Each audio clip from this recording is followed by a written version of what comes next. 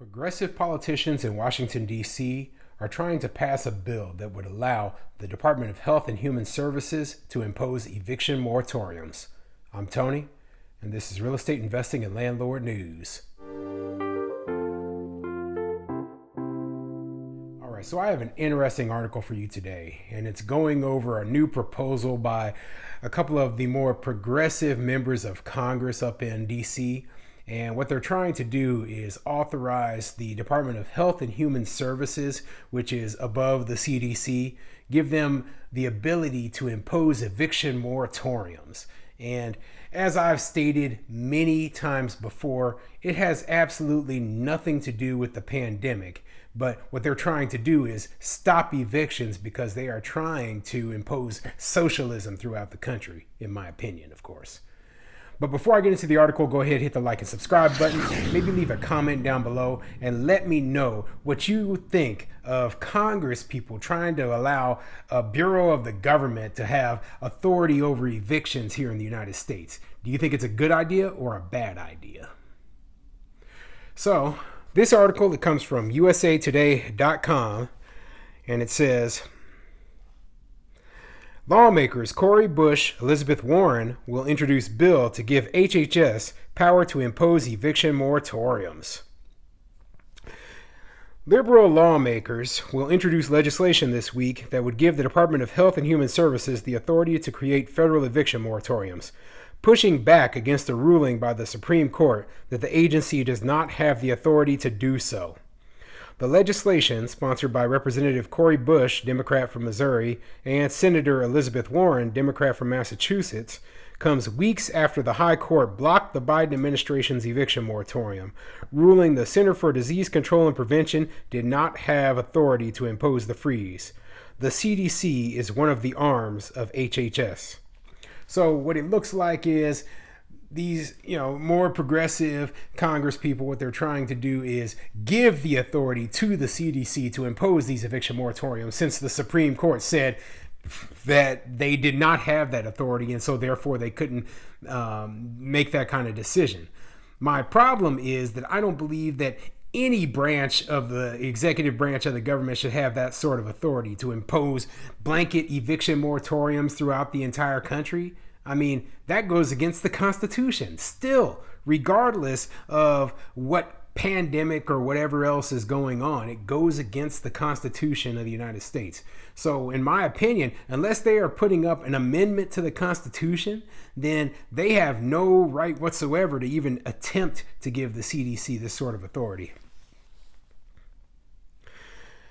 The legislation, dubbed the Keeping Renters Safe Act of 2021, aims to protect renters from eviction by amending Section 361 of the Public Health Service Act to grant the HHS and CDC permanent authority to implement federal eviction moratoriums to address public health crisis. Wow. So they want to give them permanent authority to impose eviction moratoriums. Well, what else are they going to suddenly find to be a public health crisis? I mean, there was a time a few years back, and they were talking about how gun violence was a public health emergency. So are they going to impose a eviction moratorium for gun violence? I mean, for real. I mean, they could literally come up with anything. Maybe the climate change is a public health emergency. They could have a permanent eviction moratorium. No, I don't believe that this kind of agency deserves this sort of authority. And, it's only going to be a problem by trying to give them this sort of authority. And I hope that it has no chance whatsoever to actually make it through the House and the Senate, because this sort of thing would destroy real estate for pretty much everybody. I mean, you would lose personal property rights at that point. The Public Health Service Act authorizes the federal government to respond to medical and health emergencies such as the COVID-19 pandemic. Section 361 specifies the HHS secretary as authorized to take measures to prevent entry and spread of communicable diseases. Those functions are delegated to the CDC. Through the Keeping Renters Safe Act of 2021, the lawmakers argued that the eviction of millions during a national emergency would increase the likelihood of diseases such as COVID-19 spreading. The ability to create federal eviction moratoriums would decrease that threat during COVID-19 and in future health crises. See, and once again, they are going after, instead of actually implementing things that would keep people housed, such as, hey, if a tenant is unable to pay their rent, we're going to, pay the landlord government assistance until that tenant, no, they don't even come up with that. They just immediately say, landlords got to take it up the butt and pay, out of their personal pockets for these tenants to stay in this house for free. That's what they're saying by when they put these eviction moratoriums in place. They're saying, we don't care about the landlords. We don't care about your finances. We only care about these tenants over here. So screw you, landlords, and, darned your personal finances. So, yeah, that's why I have a problem with such eviction moratoriums, okay? And I certainly don't believe that a government agency such as the CDC needs any authority over who's being evicted and who's not. Okay, so, that's just completely wrong. Oh, goodness. And of course, they still use the pandemic as an excuse. Okay, we know that this doesn't have anything to do with the pandemic. We know that their goal is to prevent all evictions, to go over to socialized housing, and to eliminate landlords.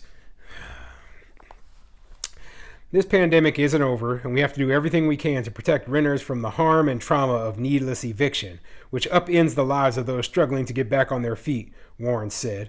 Pushing hundreds of thousands of people out of their homes will only exacerbate this public health crisis and cause economic harm to families, their communities, and our overall recovery. So, yeah, they use the pandemic again, but then she even said right there, economic harm. Well, economic harm and pandemic are completely different things. So I hate that they're using the CDC in this abusive manner to push more socialist agenda, because that is, just entirely wrong. And that's the reason why the CDC shouldn't even have this sort of authority. Bush told USA Today, "This is the only way we make sure that we are keeping people safe, especially now that we are dealing with this pandemic that continues to surge and is out of control." Other eviction moratoriums haven't survived. Congress approved an eviction moratorium in the early months of the pandemic in 2020. A few months later, President Trump ordered the CDC to impose its own freeze, which it did last September. The CDC's freeze was extended several times, and President Joe Biden extended it again in June for 30 days, prompting a political and legal battle over its impact. And then, this article goes into all the, the history of the eviction moratorium, which I have gone over time and time again in countless videos. So I'm not going to repeat everything that this article says about it. But let's see what else we got in here, and then it goes into the impact of evictions, etc. Right? So let's get down here to where it says future in Congress. It is unclear whether the legislation will gather Republican support in either chamber of Congress. Bush told USA Today she wishes to see the legislation attached and passed through a continuing resolution, a temporary stopgap funding measure to avoid a government shutdown while Congress debates how to fund the government. If it is not included in an upcoming continuing resolution and is pursued separately, its chances are unknown. So let's hope that it's not included in the continuing resolution. Okay, so last thing I want to see is they put a poison pill like this into the continuing resolution, and then the government ends up getting shut down because nobody wants this toxic piece of garbage legislation attached to that bill. So, and its chances being unknown if it's not continued in the CR, what that really means is it has no chance. So, I don't want this bill to have any sort of chance. I want it to just fall by the wayside and die. USA Today asked the offices of Senate Majority Leader Chuck Schumer and House Speaker Nancy Pelosi about when Congress may take legislative action on the bill. In August, Republicans objected to an effort to pass an extension through the House. In the Senate, 10 Republicans would need to join all 50 Democratic voting senators to push the legislation past a legislative hurdle known as the filibuster. And I don't think that's going to happen, okay? I don't think that there's enough support in order to pass this sort of legislation. I think that this is more a just trying for, Elizabeth Warren and Cori Bush, what they're trying to do is show their constituents that they tried to do something, even if it failed. Okay, they probably knew when they wrote up this legislation that it would fail in the first place. And I'm glad, that it's not going to be taken seriously in the House or the Senate. So, yeah, this is an interesting proposal. If they get other people to somehow be on board with it, I would be surprised, but you never know. I've seen all sorts of crazy things happen in the recent past. I mean, just like how Biden decided to just extend the eviction moratorium even though he knew it wasn't constitutional or legal. So you never know. So keep your eyes open and see what happens with this bill just in case.